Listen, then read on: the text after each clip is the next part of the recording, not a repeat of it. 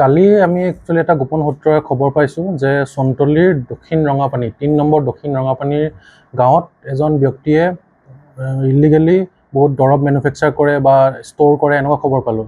তো সেই সূত্ৰে আমি আমাৰ আই চি চন্তলী, মই, আই চি মন্দিৰা, আই চি চুমৰীয়া গোটেই টীম বনাই আমি তাত যেতিয়া ৰেড মাৰোঁ, আমি দেখোঁ যে তাত অসংখ্য মেনুফেকচাৰিং ইকুইপমেণ্ট আছে, যিটো মেডিচাইন হ'ব পাৰে, কছমেটিক্স মেনুফেকচাৰিং গোটেইখিনি মেনুফেকচাৰ কৰে। তাৰ ওপৰতে বহুত দৰৱ, এমটি কেপচিউল, এলুমিনিয়াম ফইল, তেনেকুৱা বিভিন্ন ধৰণৰ মেডিকেল ৰিলেটেড বস্তুখিনি আমি পালোঁ।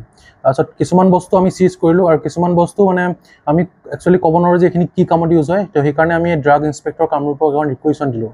তো সেই মৰ্মে তেওঁলোকে আজি আহি পিনে তেওঁলোকে গোটেইখিনি ভালদৰে চাই পিনে তেওঁলোকে দেখিলে যে গোটেইখিনি 12টামান টোটেল ডাঙৰ ডাঙৰ মেচিন আছে। আৰু যেতিয়া যিজন একিউজ হয় তেওঁক যেতিয়া সুধিছে, তেখেতে ক'ব পৰা নাই যে তেখেতে একো ডকুমেণ্টছ দিব পৰা নাই, তেখেতৰ লাইচেঞ্চ নাই মেনুফেকচাৰিং কৰা, তেখেতে ষ্ট'ৰ কৰা, একোৰে লাইচেঞ্চ নাই, একো GSTৰ নাই, একো তেওঁ ডকুমেণ্টছ শ্ব'য়ে কৰিব পৰা নাই তেখেতে। তো সেইটোতে তাৰপিছত বাকী ড্ৰাগ ইনস্পেক্টৰে গোটেইখিনি অন দ্য স্পট চিজ কৰে উইটনেছৰ ফ্ৰণ্টত, আৰু বাকী যিখিনি ইমুভেবল মেচিন, ডাঙৰ ডাঙৰ মেচিনাৰী তেওঁলোকে তাতে চিল কৰি, প্ৰশাসনৰ ব্যক্তিয়ে চিল কৰি থৈ আহে। তেওঁলোকে এটা হৈছে কিবা একচুৱেলি ক'ব পৰা নাই, এইটো কি বহুত ধৰণৰ দৰৱ আনিছে তেওঁলোকে।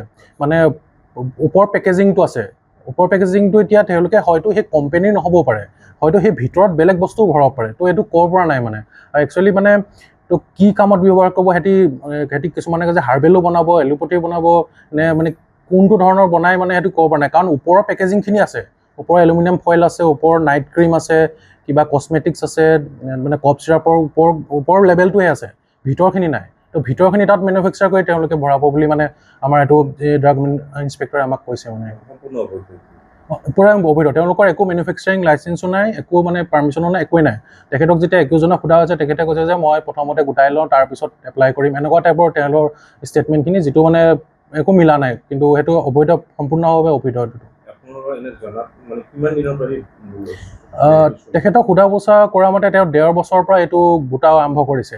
আৰু মেচিনখিনি মূল্যও আপোনাৰ বহুত বেছি, আপোনাৰ 20-30 লাখ মানৰ মেচিন মূল্য হ'ব। আৰু তেখেতে পেছাত একো তেনেকুৱা কৰ্মত একো নহয়। তো আমি কেইদিনমান আগতে এটা চাইবাৰ ক্ৰাইমৰ ৰেড মাৰিছিলোঁ দক্ষিণ ৰঙাপানীতে।